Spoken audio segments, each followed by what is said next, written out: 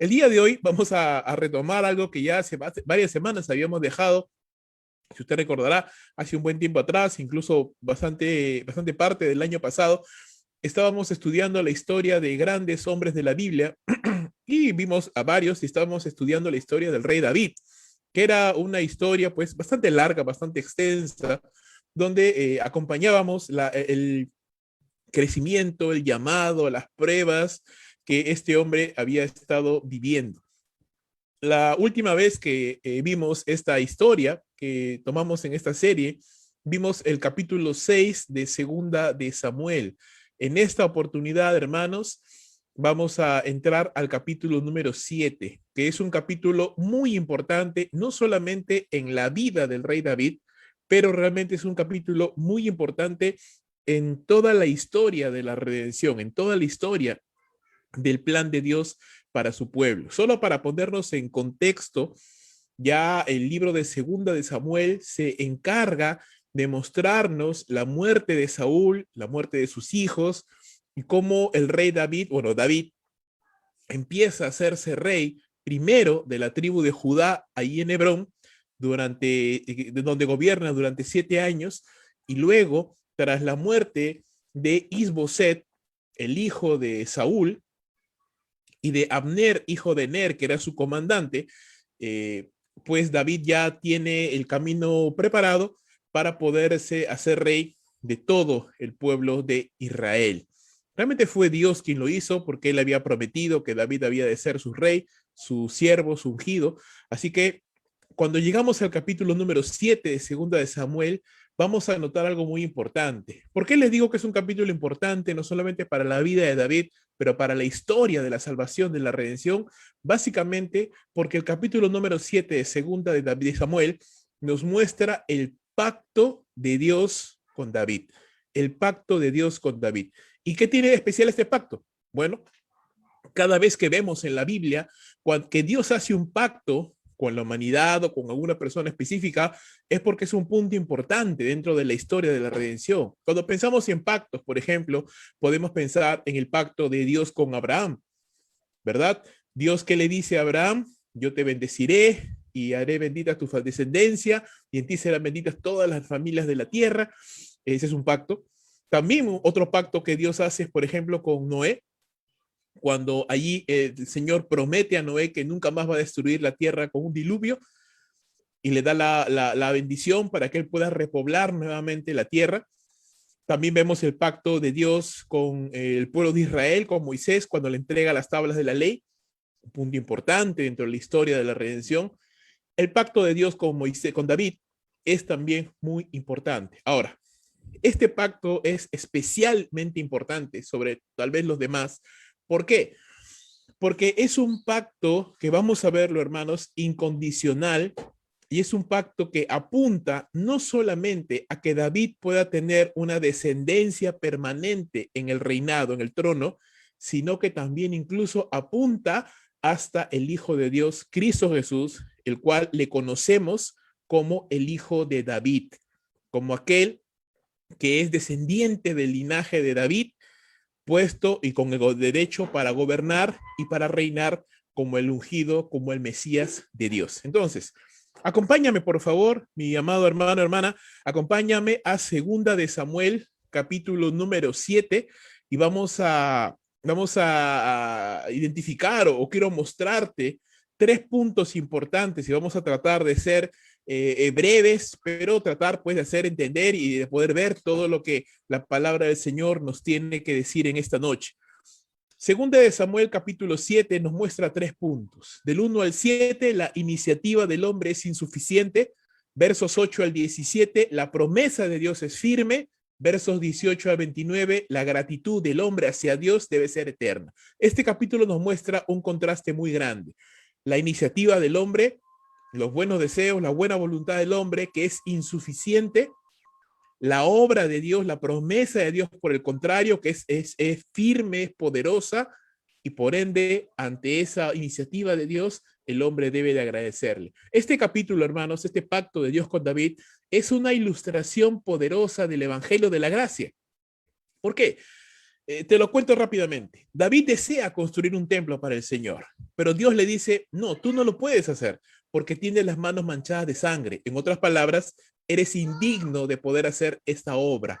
Sin embargo, yo solo no te voy a dirigir, sino que te voy a bendecir. Tú quieres construir un templo, pero yo te voy a bendecir más aún, a tal punto que voy a establecer tu descendencia como heredera del trono de Israel y de tus descendientes uno, que será aquel a quien yo le dé el trono eternamente y para siempre. Entonces, es el evangelio. Lo que el hombre no puede hacer por sus propias fuerzas, Dios en su iniciativa nos da en su gracia mucho mayores cosas de las que pedimos o entendemos, apuntando obviamente a Cristo, el Hijo de Dios. Entonces, entramos ya al capítulo. Segunda de Samuel, capítulo 7, y mira, lo puedes leer ahí en pantalla, capítulo 7, versos 1 al 7. Sucedió que cuando el rey ya moraba en su casa, y el Señor le había dado descanso de sus enemigos por todos lados, el rey le dijo al profeta Natán, mira, yo habito en una casa de cedro, pero el arca de Dios mora en medio de cortinas. Estoy leyendo la Biblia de las Américas, la versión. Entonces Natán el profeta le dijo al rey David, ve, haz todo lo que esté en tu corazón, porque el Señor está contigo. Y sucedió que esa misma noche la palabra del Señor vino a Natán y le dijo, ve y dile a mi siervo David, así dice el Señor, ¿eres tú el que me va a edificar una casa para morar en ella? Pues no he morado en una casa desde el día en que saqué de Egipto a los hijos de Israel hasta hoy, sino que he andado errante en una tienda, en un tabernáculo. Donde quiera que he ido con todos los hijos de Israel, ¿acaso hablé palabra alguna a la tribu de Israel, a la cual yo haya ordenado que pastoreara a mi pueblo Israel, diciendo, ¿por qué no me has edificado una casa de cedro? ¿Qué nos quiere mostrar este blog, este primer punto que queremos ver?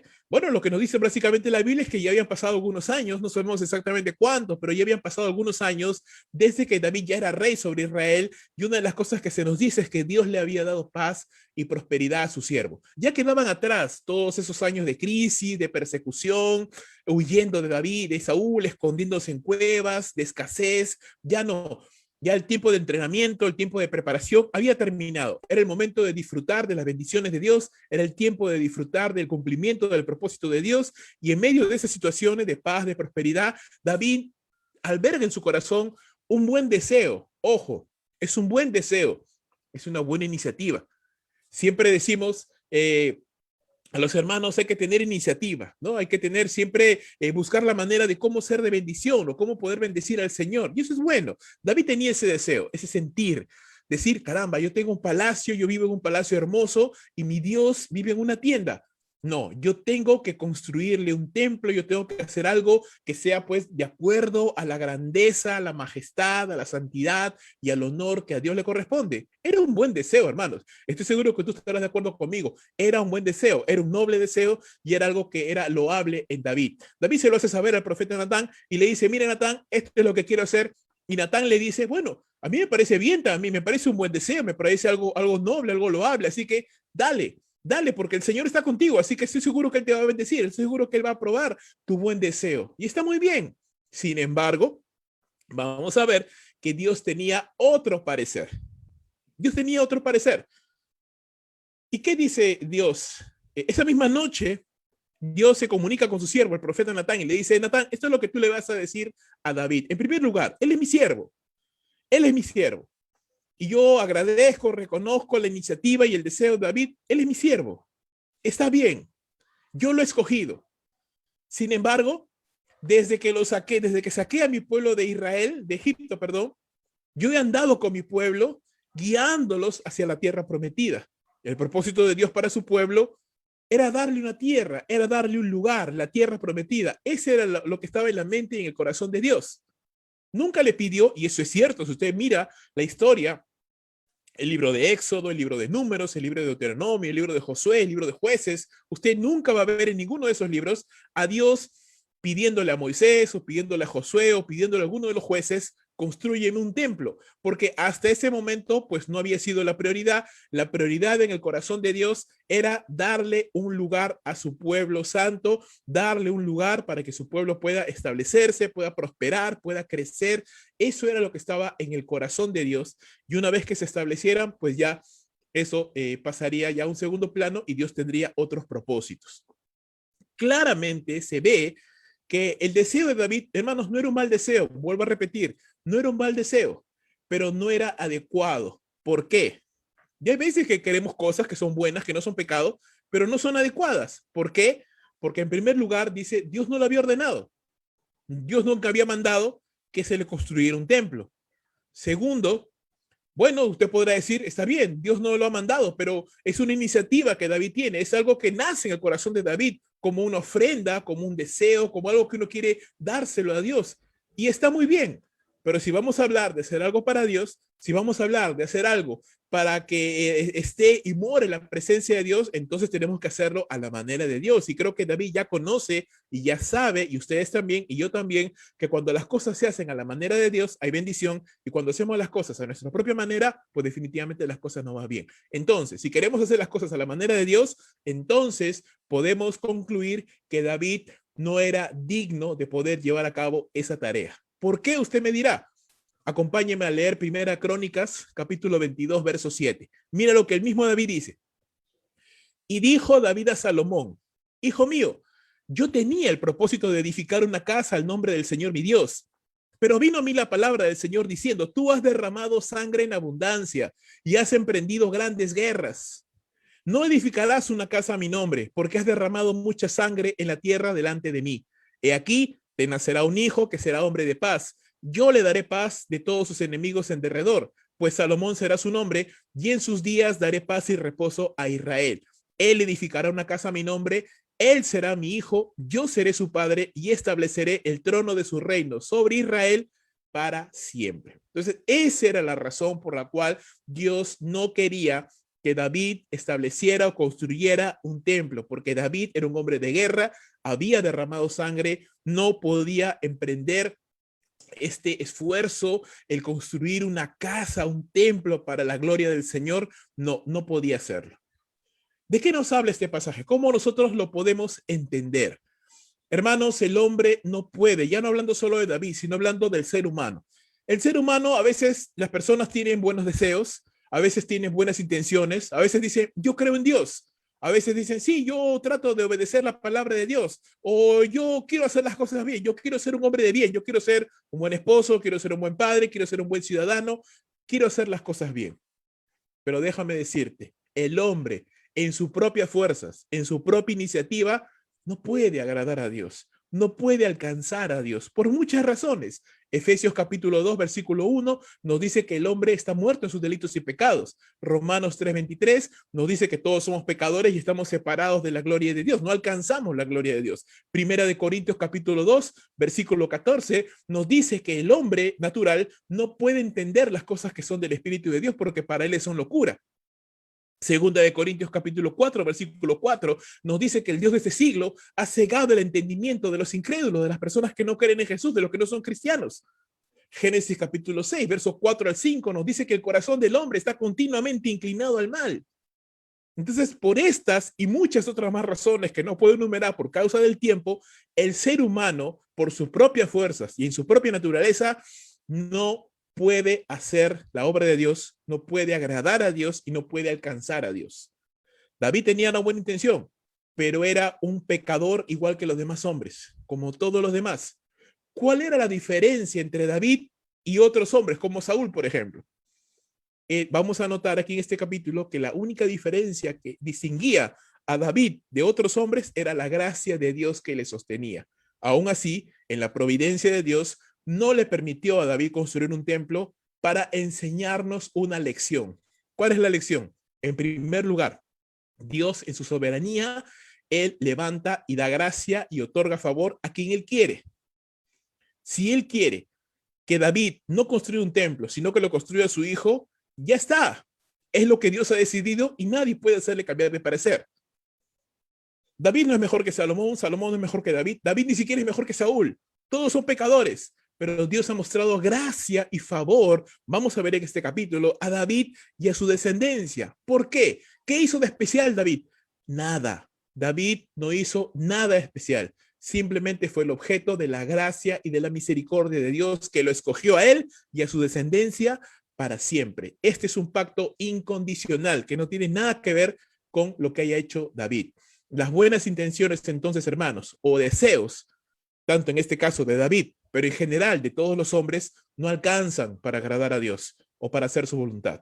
Mucha gente dice, no, pero yo soy una buena persona, yo no necesito a Cristo, solamente soy una buena persona, así que yo sí que voy a ir al cielo. No es cierto. No es cierto. No hay manera de alcanzar la presencia de Dios, no hay manera de ir a la presencia de Dios, de ir al cielo, si no es a través de Cristo Jesús. Nuestros buenos deseos, nuestras buenas intenciones no alcanzan. El plan frustrado de David nos hace ver que la humanidad entera, no solo David, la humanidad entera, no podemos hacer por nuestras propias fuerzas lo suficiente para agradar al Señor. La iniciativa del hombre es insuficiente, no nos alcanza. Por el contrario, vamos a ver lo que Dios dice ahora. Segunda de Samuel 7, verso 8. Y ahora vamos a ver lo que Dios dice al respecto y en respuesta a lo que David tenía en su corazón. Y lee conmigo, por favor, segunda de Samuel capítulo 7, verso 8. Ahora pues, estaba hablando Dios con el profeta Natán, dándole este mensaje para David. Ahora pues, dice, así dirás a mi siervo David. Así dice el Señor de los ejércitos. Yo te tomé del pastizal, de seguir a las ovejas, para que fueras príncipe sobre mi pueblo Israel. Y he estado contigo por donde quiera que has ido y he exterminado a todos tus enemigos de delante de ti. Y haré de ti un gran nombre como el nombre de los grandes que hay sobre la tierra. Asignaré también un lugar para mi pueblo Israel y lo plantaré allí a fin de que habite en su propio lugar y no sea perturbado de nuevo, ni lo aflijan más los malvados como antes. Y como desde el día en que ordené que hubiera jueces sobre mi pueblo Israel, te daré reposo de todos tus enemigos. Y el Señor también te hace saber que el Señor te edificará una casa. Hasta ahí vamos a leer. Es interesante y es precioso. ¿Por qué? Porque David llega con un buen deseo, pero Dios le dice y le hace saber un plan y un propósito mayor. Bien dice la palabra que los caminos del Señor no son nuestros caminos y sus pensamientos no son nuestros pensamientos. David tenía un buen deseo, David llega con su buen deseo, pero Dios le dice, yo tengo algo mejor para ti. Tú tienes un buen deseo, está bien, pero no alcanza. Yo tengo algo mejor para ti. Yo tengo algo más grande, yo tengo algo poderoso. Dios le hace saber a su siervo, a través del profeta Natán, que si David es rey, y nota esto, ¿no? Porque él le dice, David, yo te saqué de las ovejas. En pocas palabras, tú no eras nadie. Tú no eras nadie. Eras un pastor más de ovejas entre los miles de pastores de ovejas que habían en esa época. Eras un muchacho más entre miles de muchachos que habían en esa época. Y si ahora eres rey, es única y exclusivamente por la gracia y la iniciativa y la misericordia de Dios. Vamos a ver algunos puntos en los cuales se resalta esto. Dios le dice a David, yo te llamé de la casa de tu padre, del anonimato, y te levanté para ser hijo, para ser rey, perdón, sobre Israel. Tú eras el menor de tus hermanos de la casa de tu padre, de la casa de Isaí, y yo te puse por encima de todos, por rey de Israel. ¿Qué hiciste para hacer esto? Nada, yo te escogí. Tú estabas en el desierto cuidando las ovejas, yo te escogí. Dios lo acompañó en todo momento. Dice, y te libré de todos tus enemigos. Algo hizo de especial David. Recuerda que durante el tiempo que estaba en el desierto, David ni siquiera un ejército grande tenía. Solo tenía sus 400 valientes, nada más. Sin embargo, Dios no permitió que David cayera en manos de Saúl ni en manos de sus enemigos. ¿Por qué? ¿Qué hizo de especial David? Nada. Dios en su gracia lo sostuvo. Dice la palabra también que Dios lo sostuvo en los momentos aún en los cuales David se apartó del Señor. Porque tú sabes que la historia de David en el desierto hubo momentos en los cuales se fue donde los filisteos, se apartó, se cansó, se desanimó. Aún en esos momentos Dios lo sostuvo y lo hizo regresar nuevamente al camino correcto. ¿Qué hizo de especial David? Nada. Dios dice, te dará un nombre grande entre los reyes de la tierra. ¿Qué hizo David? Nada. Dios le dará un lugar estable para su pueblo donde pueda prosperar y crecer.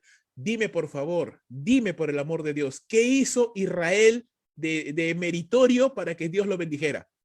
¿No hizo más bien todo lo contrario? ¿No era más bien un pueblo conocido por ser un pueblo rebelde y de dura cerviz?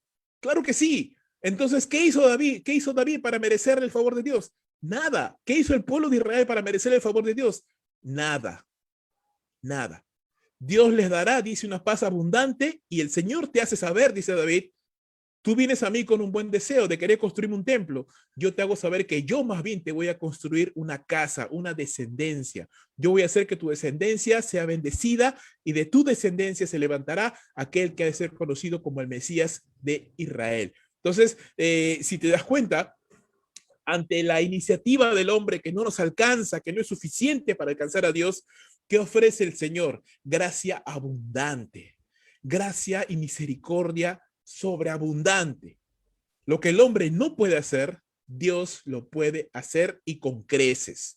Eso es el evangelio, hermanos. Lo que el hombre no puede hacer, lo que el hombre no puede ganar, lo que el hombre no puede conquistar por su pecado, porque está perdido, porque está separado de Dios, porque él es imposible entender a Dios, porque está muerto en sus delitos y pecados, Dios lo puede hacer.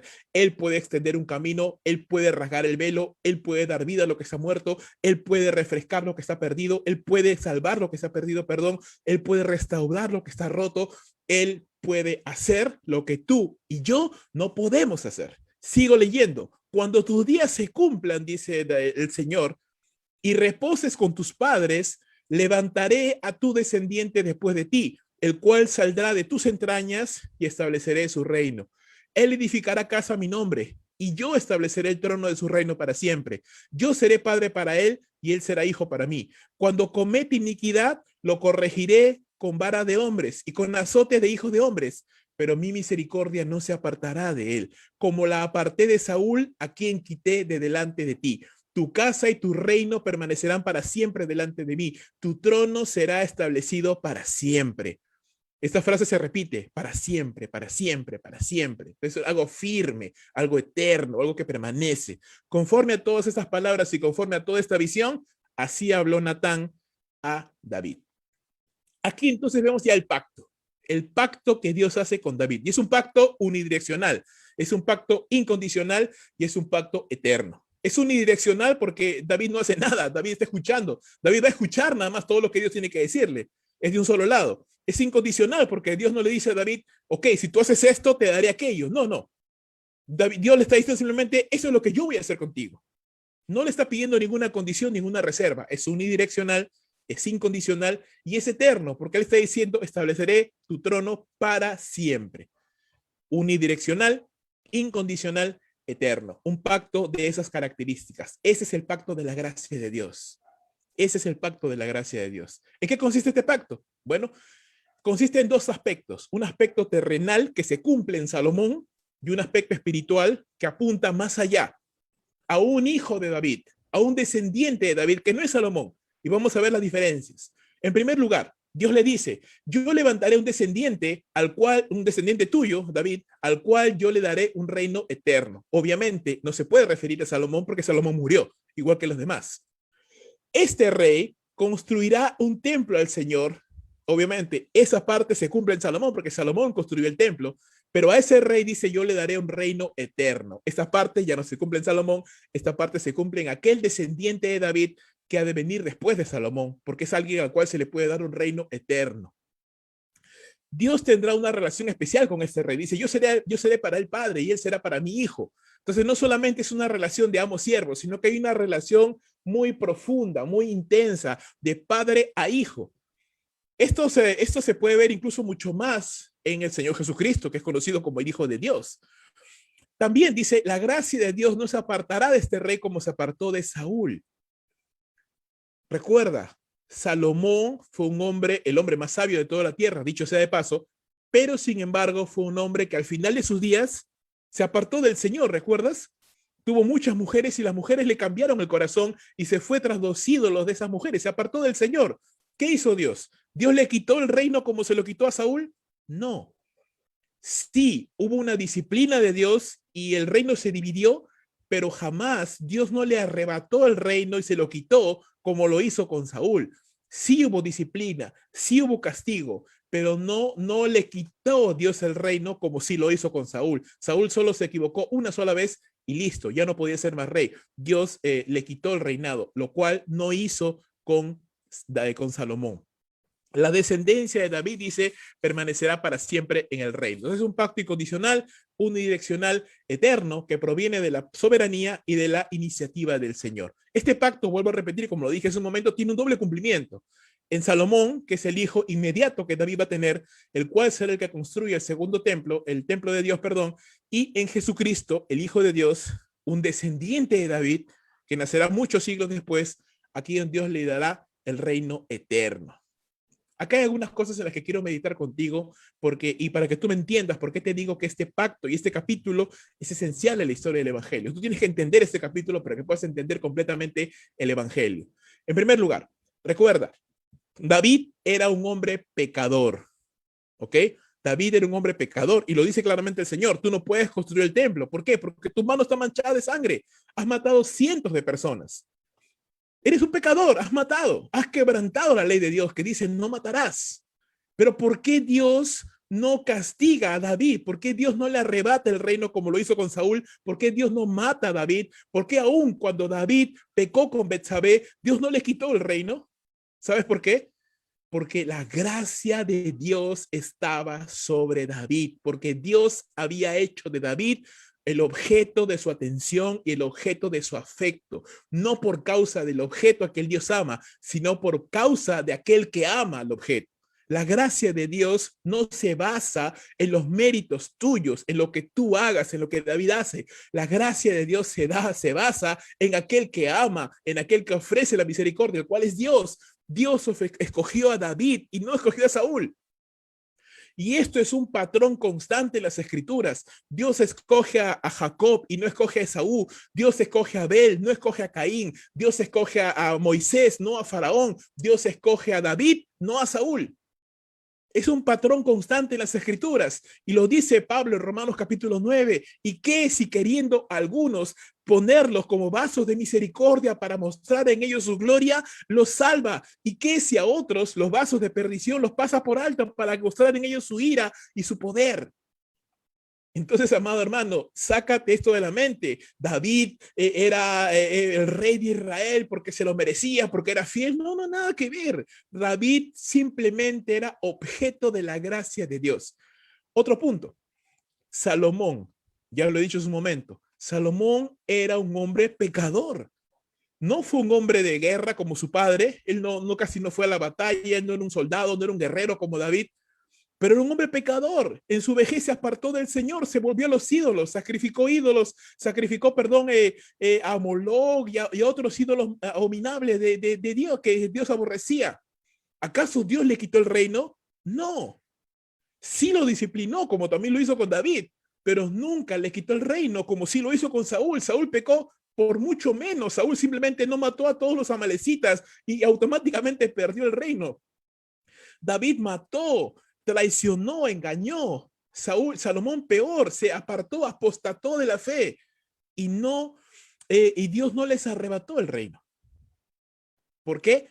Porque Salomón era el objeto también de la gracia de Dios. El pacto que Dios estableció con David es incondicional. ¿Era David, perdón, mejor que Saúl?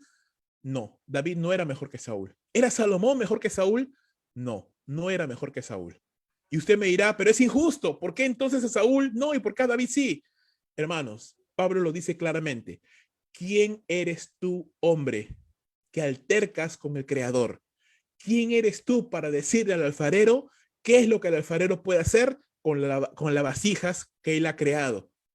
Él tiene la potestad y la autoridad. Más bien, dice Pablo, tiembla y teme, porque si Dios te ha escogido, si Dios te ha salvado, si Dios te ha hecho a ti también objeto de su gracia y objeto de su misericordia, alégrate, gózate, alaba al Señor y sírvele porque Él te ha escogido, porque Él te ha salvado. Hermanos, la gracia de Dios hace la diferencia. La gracia de Dios es el centro nuclear central del Evangelio. El Evangelio no se puede concebir sin la gracia, porque ¿qué es el Evangelio? La oferta de la salvación que Dios ofrece, valga la redundancia, a personas que no la merecen, a personas que están perdidas en sus pecados, condenados rumbo al infierno, pecadores, enemigos de Dios, que dice la palabra de Dios, Romanos 5:8, aun cuando éramos enemigos, Cristo murió por nosotros. Cuando estábamos perdidos en nuestros delitos y pecados, cuando estábamos apartados de Dios, aborrecibles y aborreciéndonos, dice los unos a los otros, Tito capítulo 3, Dios por su grande amor y su misericordia con la que nos amó, nos salvó. Nos salvó. Entonces, amado hermano, el evangelio no se puede entender sin la gracia de Dios. Es más, es el evangelio de la gracia de Dios. Las buenas noticias de que Dios ofrece gracia, de que el juez justo de toda la tierra, el que debe castigar al pecador, el que debe condenar al que está perdido, el que debe establecer justicia, no solamente hace justicia, pero dice Romanos 3 que aparte de la justicia de la ley, Dios ha mostrado el camino de la gracia, entregando a su propio Hijo, entregando a su unigénito para que Él muera a nuestro favor, para así Dios poder ser propicio al pecador. De tal manera, dice Pablo, que Él es el que juzga, pero también es el que justifica al de la fe que es en Cristo, al de la fe en Cristo Jesús. El evangelio de la gracia de Dios, las buenas noticias de que Dios te puede ofrecer gracia, te puede ofrecer favor, de que por más que tú te hayas equivocado y hayas pecado y estés viviendo una vida arruinada, Dios te quiere ofrecer gracia, una nueva oportunidad para que usted vuelva a empezar nuevamente, para que usted pueda hacer las cosas bien a partir de ahora, en las manos del Señor, para que Él le haga y le declare inocente y usted pueda ser salvo por la fe en Cristo Jesús. Esto nos hace pensar también en el Hijo de Dios, en el futuro Hijo de David. Cuando Jesús predicaba allá en Israel, en los tiempos bíblicos, este ciego Bartimeo, ¿no? ¿Qué gritaba? Hijo de David, ten misericordia de mí, decía, ¿verdad? Jesús es el hijo de David, la simiente. Y es interesante porque la Biblia le denomina a Cristo la raíz y el linaje de David. Es precioso porque Él es el antecesor, Él es el que creó a David. David dijo el Señor a mi Señor, siéntate a mi diestra, ¿no? Cristo es el Señor de David, pero también es el hijo de David porque desciende de David. Es la raíz y el linaje de David. Y Cristo, hermanos, hizo lo que David no pudo. Hizo lo que Salomón no pudo, hizo lo que Saúl no pudo, hizo lo que Israel no pudo, hizo lo que Adán no pudo. Donde Adán fracasó, Cristo venció. Donde David fracasó, Cristo venció. Donde Salomón apostató, Cristo se mantuvo firme. Donde Saúl desobedeció y Cristo obedeció hasta la muerte. Donde Israel se rebeló contra Dios, en el desierto, Cristo permaneció fiel a Dios en el desierto, fiel a su Padre. Entonces, en todos los lugares donde el hombre ha fracasado, Cristo encuentra la victoria. Él es el hombre perfecto, Él es el rey perfecto, Él es el líder perfecto, Él es el hombre perfecto, Dios hombre, creado, mejor dicho, hecho hombre, enviado a esta tierra para morir por nuestros pecados. El hombre perfecto, el que nos puede salvar. Recuerda, lo que el hombre no puede hacer, Dios lo hace por nosotros, por su gracia y misericordia. Esa es la esencia del evangelio, la gracia de Dios. Dios nos da salvación que nosotros de ninguna otra manera pudiéramos ganar. Y por último, segundo de Samuel 7, versos 18 al 29, vamos a ver ahora, lo primero que hemos visto es la iniciativa del hombre, ¿no? El hombre quiere hacer algo, no puede. Dios le responde, no, yo te voy a mostrar lo que Dios puede hacer, y le muestra un plan maravilloso. Ahora, ¿cuál es la respuesta del hombre? David ora, y ora agradecido. Qué precioso. Según de Samuel 7:18. Entonces el rey David entró y se sentó delante del Señor y le dijo, ¿quién soy yo, Señor Dios? ¿Y qué es mi casa para que me hayas traído hasta aquí? Y aún esto fue insignificante ante tus ojos, oh Señor Dios, pues también has hablado de la casa de tu siervo concerniente a un futuro lejano. ¿Y esta es la ley de los hombres, oh Señor? ¿Y qué más podría decirte David?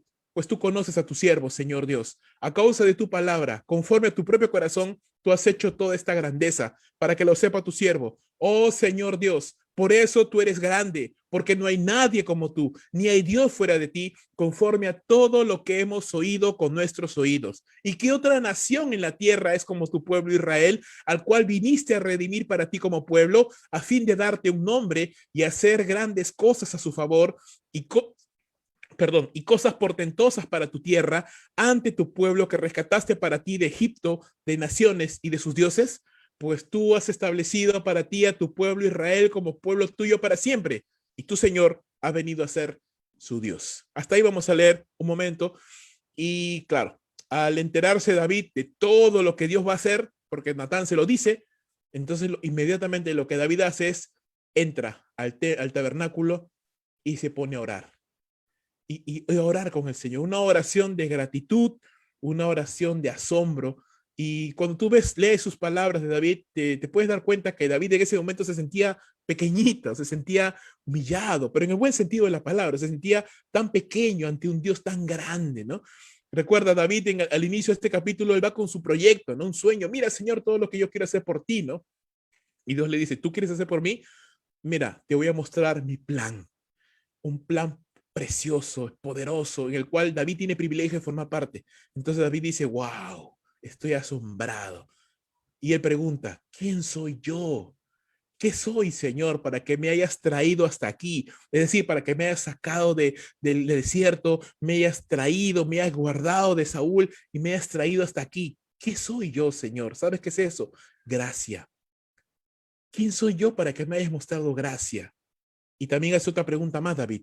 ¿Quién soy yo para que me hayas hablado acerca del porvenir? ¿Quién soy yo, Señor? ¿O qué es mi familia para que la hayas tomado en consideración al establecer un reino, un reinado eterno? Y eso es propósito. Qué precioso que Dios en su evangelio nos promete gracia que redime y que sana nuestro pasado y nos da un propósito que bendice nuestro futuro. Sana nuestro pasado, bendice nuestro futuro. Eso es el evangelio, hermanos. Y David está sorprendido, ¿no? ¿Quién soy yo? ¿Qué es mi casa? David reconoce, hermanos, que Dios lo sabe todo. Dice, tú conoces a tu siervo, tú conoces quién soy. No soy un hombre perfecto, soy pecador. Y aún así me bendices, aún así me amas sabiendo cómo soy. Sí, mi hermano, Dios nos conoce por completo, mejor que nosotros mismos. Aún así, te ama y me ama. Aún así, nos muestra su favor y su gracia. ¿No es razón suficiente para alabar al Señor? ¿No es razón suficiente para bendecir el nombre de Dios? Sí, porque Él conociéndote, te ama. David reconoce que Dios ha hecho todo esto conforme a su soberanía.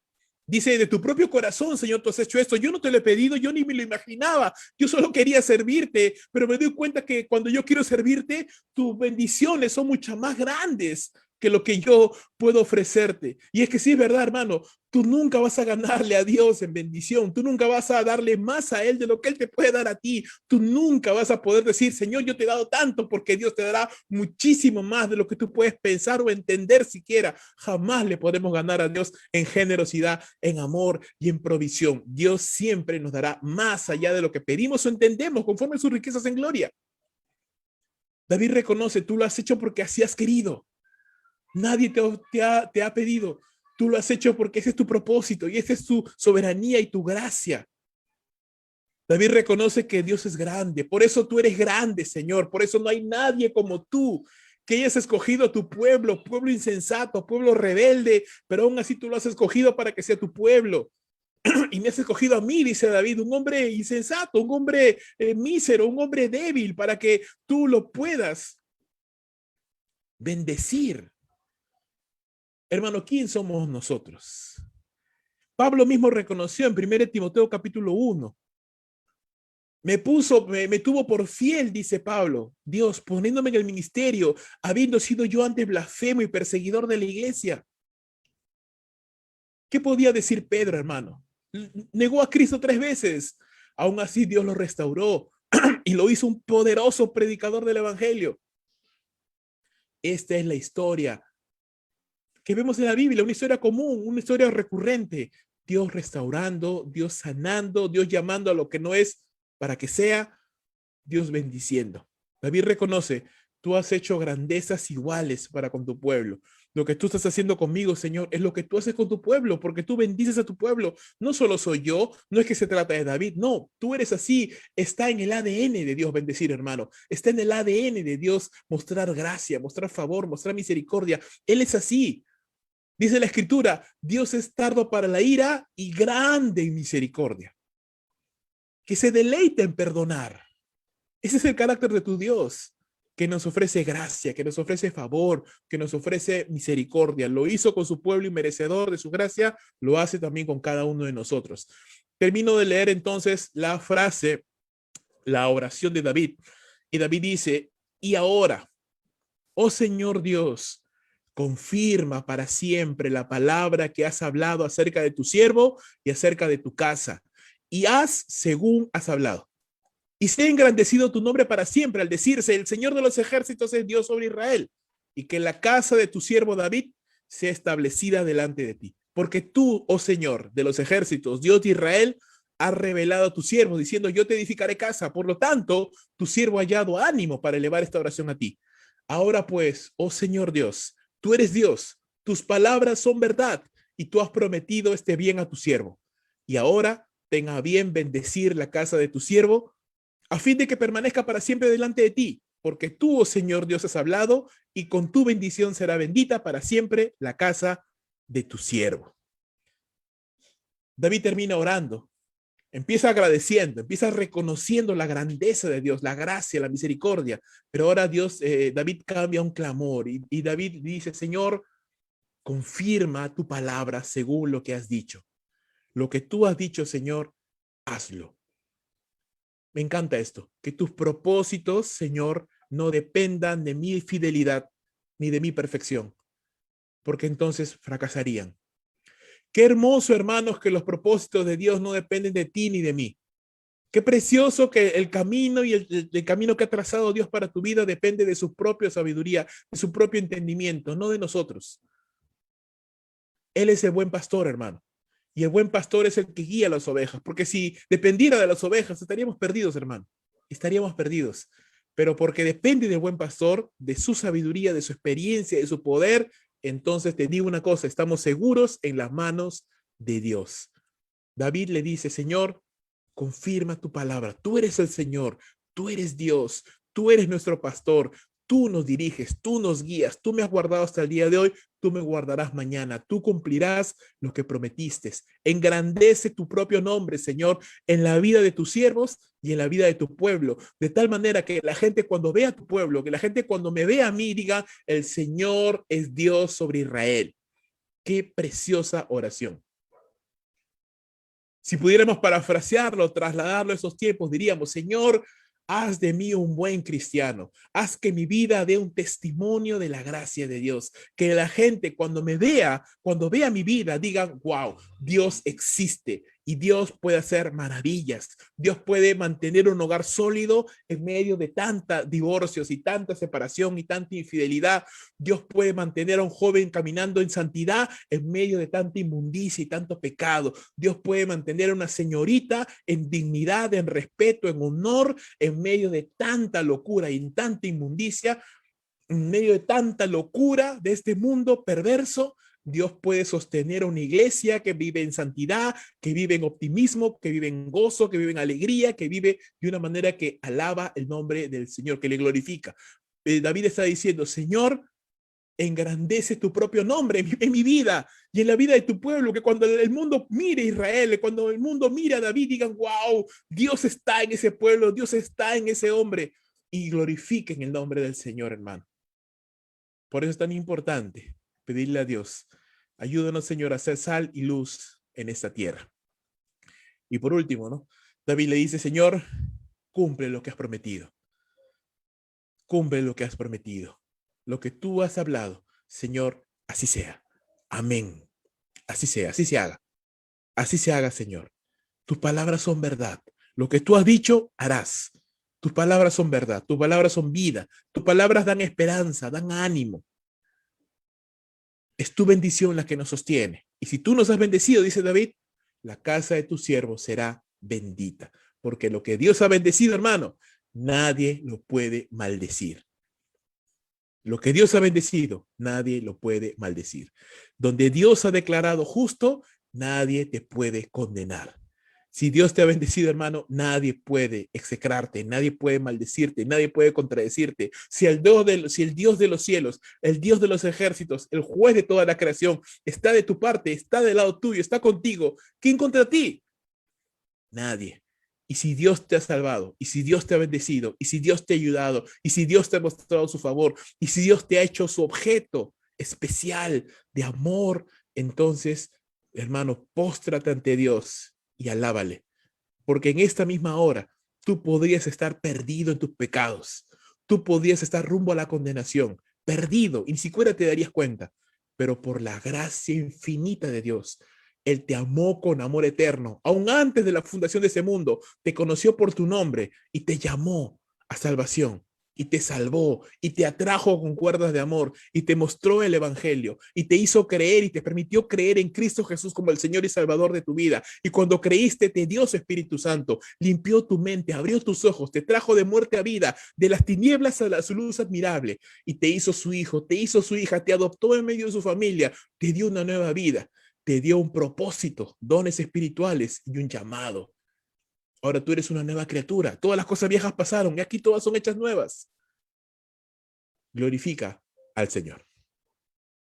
Vive para darle la gloria a Dios. Vive para alabarle al Señor. Hermanos, la gloria, la alabanza y la gratitud sean a Dios, porque Él nos sacó del lodo del pecado. Él nos salvó, Él llamó lo que no era para que sea. Él nos sacó de lo vil y lo menospreciado de este mundo. Por su gracia nos salvó y por su gracia nos sostiene hasta el día de hoy y por su gracia nos llevará a su presencia. Gloria al Señor, hermano, alabado sea su nombre. Dios bendiga a su iglesia, pero sobre todo Dios exalte su nombre y el nombre de Cristo Jesús, el Hijo de David, como aquel que cumple las promesas de Dios. Termino con esto. Termino con esto, hermano, hermana. Este capítulo es tremendo. Este capítulo nos habla del Evangelio. El Evangelio de la gracia de Dios. Y si usted tiene una vida arruinada, y si usted tiene una vida apagada, y si usted tiene una vida entristecida, y si usted tiene una vida sin propósito, déjame decirte, Dios tiene un propósito para tu vida. Y por más arruinada que esté tu vida, por más arruinado que esté tu matrimonio, por más arruinada que esté tu mente, Dios te ofrece gracia y favor, misericordia, por medio de aquel que no fracasó donde tú fracasaste. Cristo Jesús. Cristo Jesús es el hombre perfecto, que no tuvo pecado, no se halló pecado en él. Era santo, perfecto, vivió una vida perfecta en esta tierra y murió como pecador en tu lugar y en mi lugar. Él es el Hijo de David, el Mesías de Dios, el Cristo de Dios. Murió por nosotros, pero resucitó al tercer día, mostrando que Dios había aceptado su sacrificio, mostrando que así como Él es el hombre perfecto, también es el Dios eterno, Jehová de los ejércitos, Dios todopoderoso, digno de toda alabanza. Se levantó de entre los muertos y ahora está sentado a la diestra del Padre, esperando a que vuelva por segunda vez, para llevar a su iglesia y para juzgar al mundo que le rechaza. No le rechaces. Acércate, porque hoy en esta noche Dios te ofrece su gracia. Dios te ofrece su favor. Así como con David, así como Salomón. Tú también no eres un hombre perfecto, no eres una mujer perfecta. Te has equivocado, has pecado. No eres digno de tomar las cosas de Dios. Yo no soy digno de predicar, hermano. Yo no soy digno ni siquiera de servir a Dios. No soy digno de nada. ¿Sabes de qué soy digno? Del infierno, igual que tú. Pero por la gracia de Dios soy lo que soy. Y como dice Pablo, su gracia no ha sido en vano conmigo. Me he esforzado y trato de esforzarme para hacer y agradarle al Señor. Entonces, mi amado amigo, recibe la gracia de Dios que en esta noche se te ofrece por medio de la fe en Cristo Jesús. Arrepíntete de tus pecados, abandona todo pecado y corre los brazos de Jesús. Y dile, Señor, dame de tu gracia. Necesito empezar una vez más. Necesito una nueva oportunidad. Creo en Cristo Jesús como mi Señor y mi Salvador. Creo que Él sanó mis heridas. Creo que Él derramó su sangre por mí. Le confieso como el Cristo de Dios, como mi Señor. Y le pido que sea mi Salvador. Y para ti, iglesia amada, no tomes en vano la gracia de Dios. Él te ha salvado. Él te ha ayudado. Él te ha restaurado. Él te ha sanado. Tú estabas perdido y Él te ha ayudado. Vive alabándole al Señor, vive agradándole, vive agradeciéndole. No tomes en poco la gracia de Dios, honra la gracia de Dios. Dice Pablo en 1 Corintios capítulo 15, hablando de que él recibió la gracia de Dios. Dice, yo soy el último de los apóstoles, porque lo recibí, vi a Cristo Jesús como un abortivo, como el último. Soy el más pequeño de los apóstoles, dice, porque perseguía a la iglesia de Dios. Sin embargo, dice el Señor, dice Pablo, perdón, su gracia no ha sido en vano para conmigo. Antes bien, me he trabajado más que todos ellos. No yo, sino la gracia de Dios conmigo. Entonces, ¿de qué está hablando Pablo? Que por gratitud Pablo se esforzaba por vivir una vida digna del Evangelio de Dios. Reconoce que nuestras fuerzas nada podemos hacer. Cree y obedece el Evangelio de la salvación. Reconoce que es Dios quien salva. Él ha enviado a su único hijo para que hacer lo que tú y yo no podemos hacer. Y si has creído en Jesús, vive una vida agradecida al Señor. Él te ha salvado. Él te está guiando. Estás en las manos del Señor. Él te llevará a la patria celestial. Vive una vida de obediencia al Señor y alábale. Alábale y gózate y alégrate porque el Señor te ha salvado. Vive una vida de completa alegría, de completa alabanza al Señor, porque Él ha cambiado tu lamento en baile, Él ha cambiado tu tristeza en alegría, Él te ha vestido, dice, con vestiduras de gala, Él te ha puesto un vestido de novia, Él te ha ataviado como una novia, Él te ha salvado, te ha limpiado de tu inmundicia y te ha dado una nueva vida. Así que, hermanos, los cristianos tenemos que andar de fiesta, en gozo, en alegría, porque hemos sido salvados. Y aun cuando este cuerpo se desvaneciera y se deshiciera, dice la palabra de Dios, tenemos morada en los cielos, tenemos morada en los cielos, donde mora la justicia y donde permaneceremos para siempre con el Señor. ¿Ves? Por eso el segundo capítulo, el capítulo 7 de Segunda de Samuel es tremendamente importante dentro del plan y de la revelación de Dios. Porque ¿de qué nos habla? Del Evangelio. El Evangelio de la gracia de Dios. David tenía buenas intenciones, no eran suficientes. La gracia de Dios le dio un propósito aún mayor. Y si ahora recordamos a David y no a Saúl, no es por los méritos de David, es por la gracia de Dios sobre David y sobre tu vida también en esta noche.